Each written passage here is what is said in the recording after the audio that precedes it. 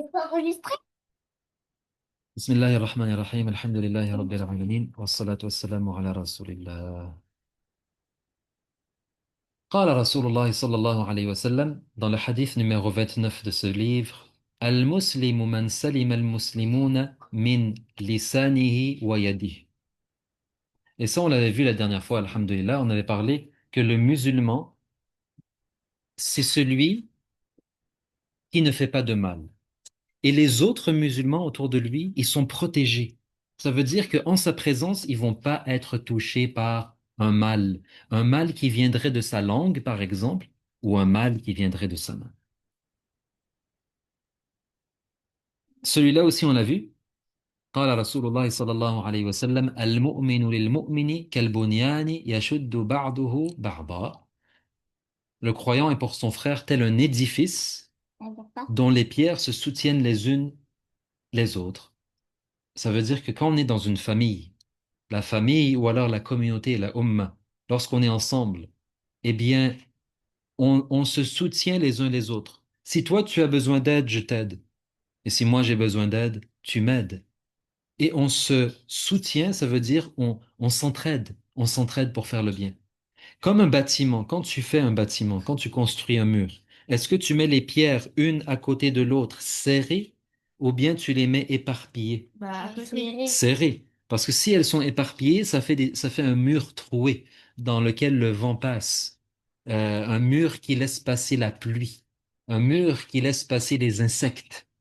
Mais non, tu colles les pierres l'une à côté de l'autre et c'est comme ça qu'on construit des maisons et des édifices solides.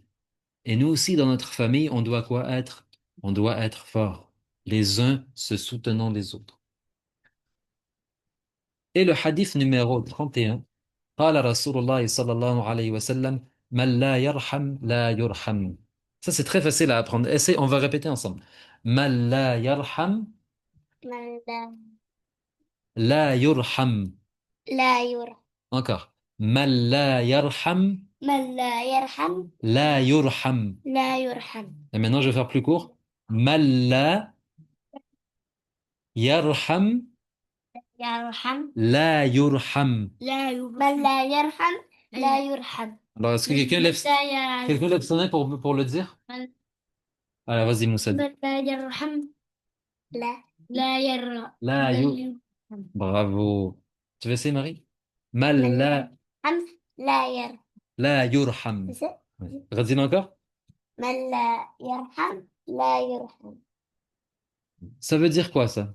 Ça veut dire que celui qui fait pas du bien aux autres, Il ne reçoit pas de il va pas recevoir lui aussi. C'est il ça la ne règle. fait pas de clémence, c'est Alors, en français, on dit, il ne sera pas fait clémence à celui qui ne se montre pas clément. Si toi, tu veux recevoir de la douceur, donne de la douceur. Si tu veux recevoir de la gentillesse, donne de la gentillesse. Si tu veux recevoir de l'amour, donne de l'amour. Et c'est comme ça envers quoi? C'est une règle. Le prophète sallallahu alayhi wa sallam, il nous a enseigné des règles à travers ces hadiths. Mal la yarham, la yurham. Subhanallah. Ce hadith, entre autres, il a été dans un épisode où le prophète sallallahu alayhi wa sallam, il était avec un Arabi, un bédouin. Et le bédouin qui venait du désert, il était avec le prophète sallallahu alayhi wa sallam et le prophète, il était en train d'embrasser qui? Il était en train d'embrasser son petit fils, le Hassan et le Hussein, il les embrassait. Il leur faisait des câlins. Le bédouin, qu'est-ce qu'il a dit? Il a dit, moi, j'ai je jamais. jure par Dieu. Il a juré par Dieu, comme si c'était une fierté. Il dit, moi, j'ai 10 enfants, 10 garçons, et je les ai jamais embrassés. En plus, c'est nul. Alors le prophète, il lui a dit quoi? Mal la yarham, la yurham. Si toi, imagine une personne, elle n'est pas gentille envers les autres. Est-ce que vous pensez que ces 10 garçons, quand ils vont grandir, ils vont être gentils envers leur papa? Non. Peut-être pas beaucoup. Pourquoi? Parce que dans leur enfance, ils n'ont pas reçu. Ils n'ont pas reçu quoi? De clémence. Ils n'ont pas reçu d'amour. Par contre, celui qui donne, il va recevoir. C'est pour ça qu'on doit être gentil les uns envers les autres. On doit être gentils les uns envers les autres. Est-ce que quelqu'un a une question jusqu'ici?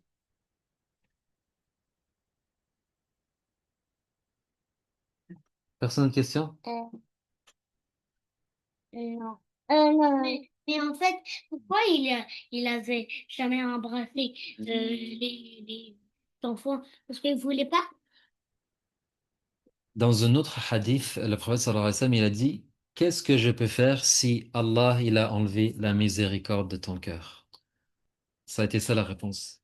Qu'est-ce que je peux faire si Allah, il a enlevé la miséricorde de ton cœur?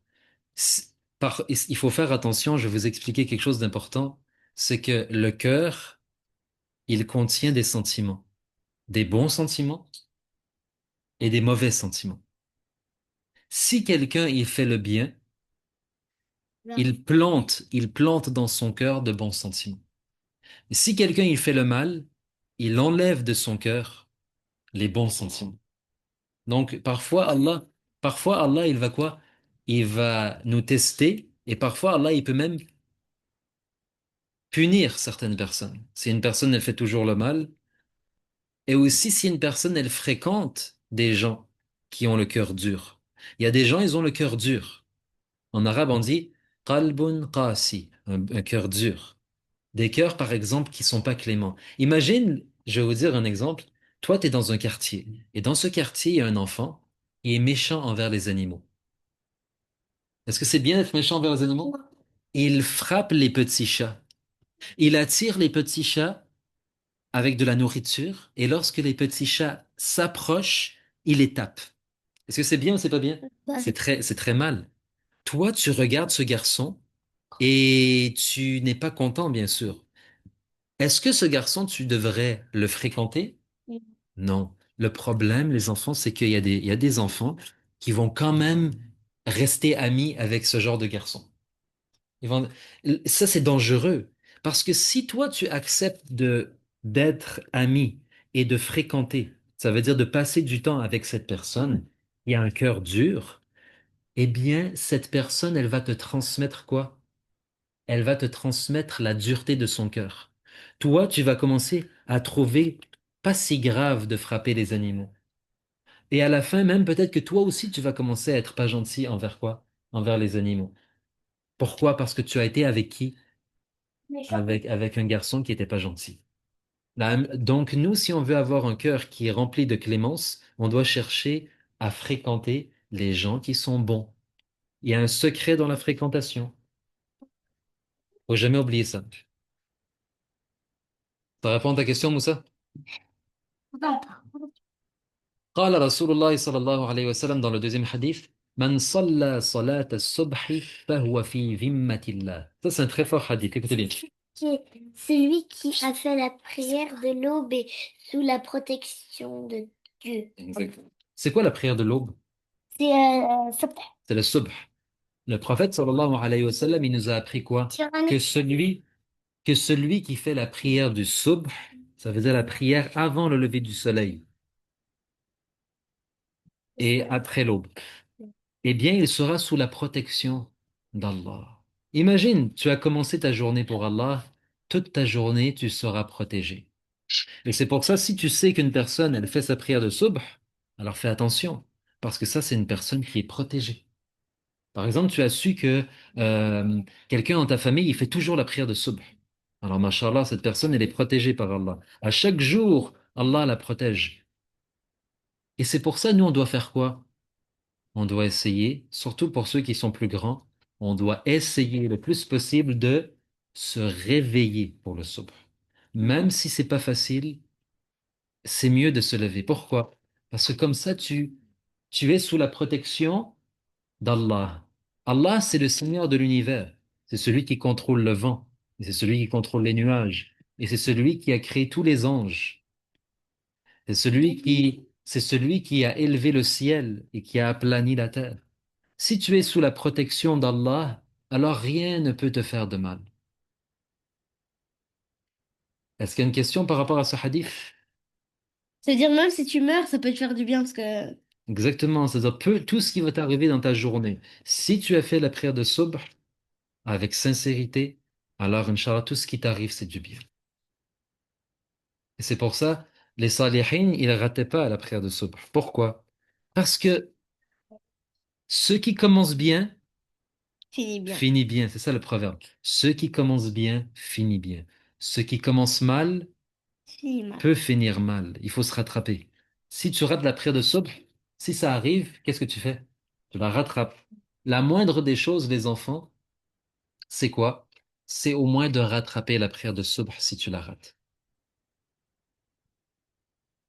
Et le troisième hadith, قال رسول الله صلى الله عليه وسلم انصر أخاك ظالما أو مظلوما.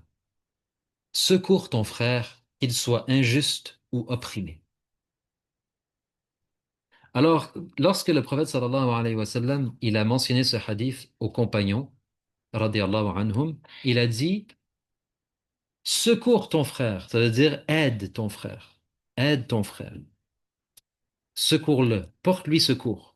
Tu sais comme quand quelqu'un il est en train de se noyer, on dit quoi? Aide-le, tends-lui la main, tu lui tends la main pour l'aider. Le prophète sallallahu alayhi wa sallam, il a dit, aide ton frère, qu'il soit injuste Ou ou après. qu'il soit opprimé. Opprimé, ça veut dire celui qui subit l'injustice. C'est-à-dire celui qui est en train de souffrir à cause que quelqu'un lui fait du mal. Alors les compagnons, ils ont dit à Rasulallah, on comprend qu'il faut aider celui qui est opprimé. On comprend qu'il faut aider celui qui est quoi? Celui à qui on fait du mal. Par exemple, quelqu'un, on est en train de le frapper. Alors, est-ce que c'est logique de quoi d'aller aider cette personne? On est d'accord. Hein. Mais les compagnons, ils ont dit, mais comment on peut aider celui qui est injuste? Comment est-ce qu'on peut aider celui qui est injuste? Comment est-ce qu'on peut le secourir? Alors le prophète sallallahu alayhi wa sallam, il a dit, en l'empêchant de faire du mal. C'est comme ça que tu l'aides. Parce que si tu l'empêches de faire de mal, de faire du mal, c'est comme ça que tu l'aides parce que quand il fait du mal, c'est comme s'il se dirige vers l'enfer. C'est comme s'il se dirige vers le feu. Alors si tu l'empêches de faire du mal, c'est comme si tu le secours. C'est comme si tu le tires d'un trou. Il avance vers la falaise. Il va tomber. Il marche vers la falaise, la tête en l'air. Comme ça, en regardant le ciel, et à quelques mètres de lui, il y a un abysse. Il y a un abîme. Il y a un trou gigantesque. Il va tomber. Et toi, qu'est-ce que tu fais? Tu l'empêches d'avancer. Il dit, mais laisse-moi avancer. Tu dis, non, parce que si tu avances encore, tu vas tomber. Tu l'empêches de faire du mal. Mais peut-être que lui, il va pas te croire parce que ça ne Alors, voit pas. c'est pour ça, ça dépend des situations. Parfois, on peut empêcher quelqu'un de faire du mal. Et parfois, on ne peut pas. Parfois, la personne, si tu l'empêches de faire du mal, eh ben, c'est toi qui va recevoir le coup sur la tête. Par exemple, il y a un géant qui est en train de taper un autre, beaucoup plus faible, et toi, tu dis, je vais l'empêcher de faire du mal. Mais toi aussi, tu es faible. Si tu vas pour l'empêcher, c'est toi qui vas recevoir le coup. Bah, si tu es courageux, tu peux essayer. Mais peut-être que tu dis, non, moi, je peux pas l'aider, je vais faire doua, ou alors je vais aller chercher quelqu'un qui va pouvoir m'aider. Ça dépend des situations. Mais la façon d'aider quelqu'un quand il est injuste, c'est en l'empêchant, c'est en l'empêchant de faire du mal. C'est en l'empêchant de faire du mal. Est-ce qu'il y a une question par rapport à ce hadith?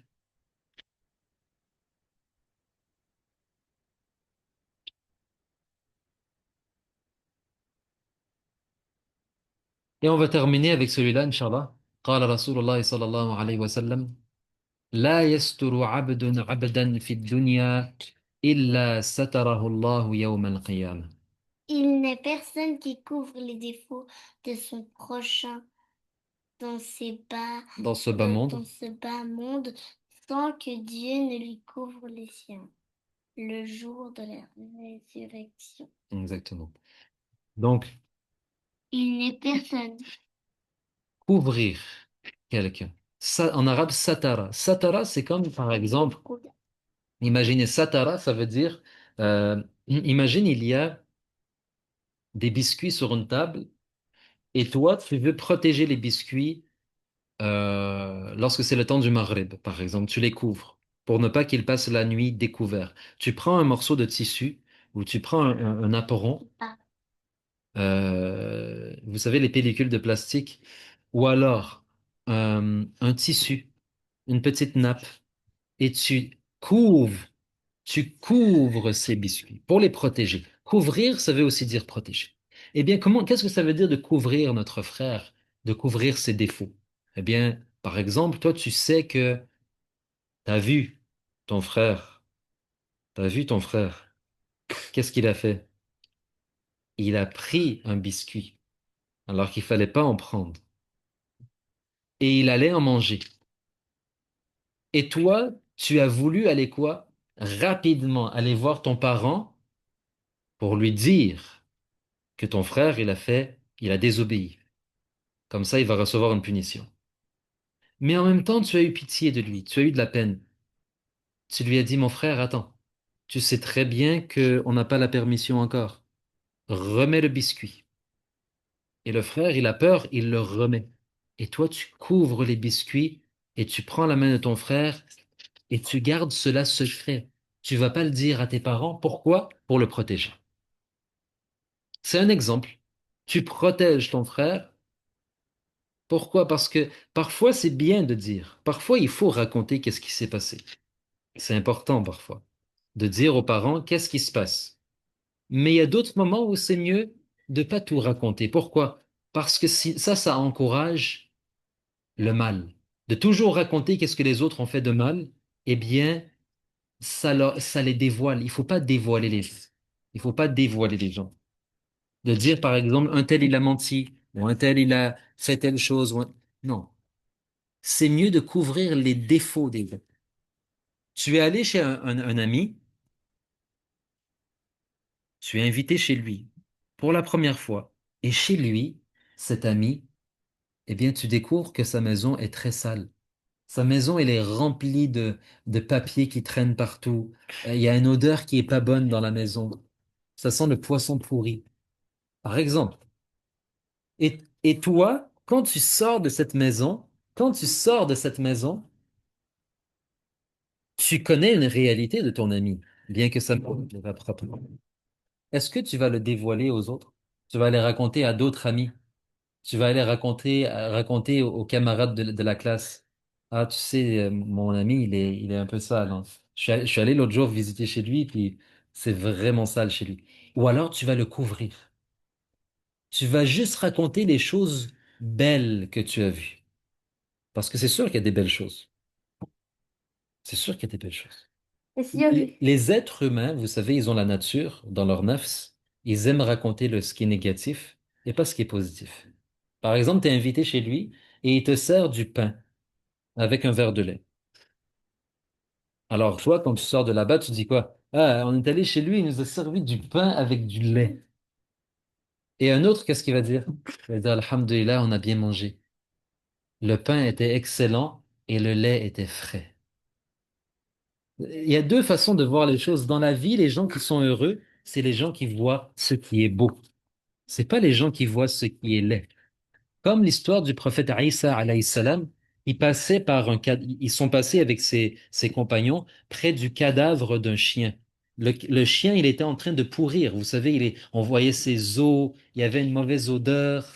Et les compagnons de Isa alayhi salam, Jésus, ils ont commencé à critiquer, à parler en mal de ce chien. Ah, regarde comme il est, regarde comme il sent pas bon, regarde sa chair. Tout ce qui est laid, ils l'ont mentionné. Et le prophète Isa, alayhi salam, il nous a enseigné quoi? Il a dit, il a souri et il a dit, regardez comme ses dents sont blanches. Ils étaient blanches? Ouais, ce chien, il avait des dents magnifiques. Il avait des dents blanches qu'on pouvait bien voir. Il a regardé ce qui est beau et pas ce qui est laid. Il a parlé de ce qui est beau, pas de ce qui est quoi? De ce qui est laid. Alors, c'était la leçon pour aujourd'hui. Est-ce qu'il y a quelqu'un a une question?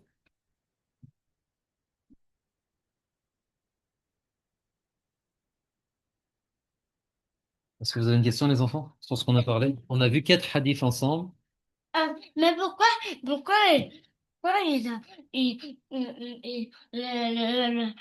prophète, il y avait juste les dents qui sont belles, il n'y a pas d'autre chose. Parce que le chien était en décomposition. Ça veut dire le chien, il est en train de retourner à l'état de terre et de poussière. Et donc le chien, il était pas beau à voir. Mais il y avait quand même quelque chose de beau. C'était ses dents. Elles étaient toutes blanches. Le prophète Aïssa, il a choisi de quoi? De voir ce qui est beau. Vois ce qui est beau dans ta vie et tu vas avoir une belle vie. Vois ce qui est laid dans ta vie, Avoir une mode. tu vas avoir une laide vie. Par exemple, tu as perdu une dent, qu'Allah protège nos dents, mais pense à toutes tes dents qui sont encore dans ta bouche, qui sont belles et jolies. Alhamdulillah. Pense quand par exemple, tu portes des lunettes. Il y a des gens, ils portent des lunettes, alors toujours ils se plaignent. Ah, moi je vois pas bien, moi je vois pas bien.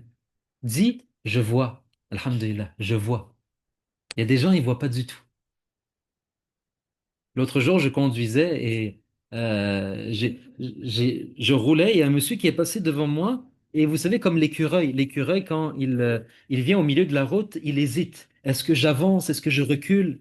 Il était au milieu de la route et c'est comme s'il dansait. Et après, je me suis approché. Non, c'était un monsieur. Je me suis approché de lui et après, j'ai remarqué qu'en fait, c'était un monsieur qui voyait presque plus. Alors, il m'a fait signe. Il m'a dit, je m'excuse, je vois presque plus. Et puis il a continué son chemin. Mais il savait pas si j'allais l'écraser ou pas. Il avait peur, malgré que je roulais lentement. Mais c'est pour dire, on se rend pas compte des bienfaits.